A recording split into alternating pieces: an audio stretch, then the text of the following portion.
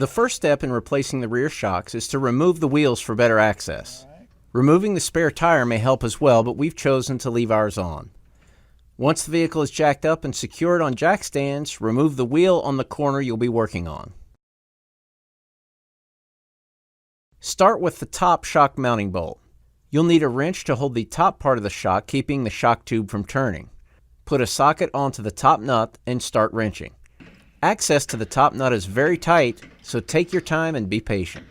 Once the top nut is off, move on to the bottom bolt. The bottom bolt access is easy.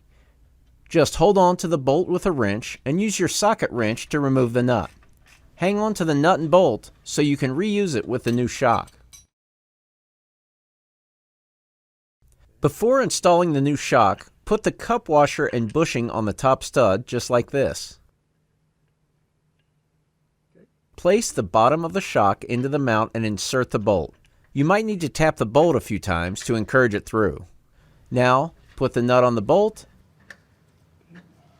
With the bottom bolt in place, take a moment to determine where the top mount inserts into the top mounting hole. Once you have your aim, cut the plastic strap on the shock.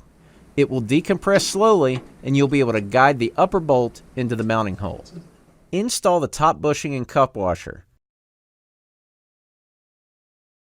Then wrench the top nut onto the top shock bolt. Tighten the top and bottom bolts, then just repeat on the other side of the vehicle and you're ready to ride. Think ahead. Think advance.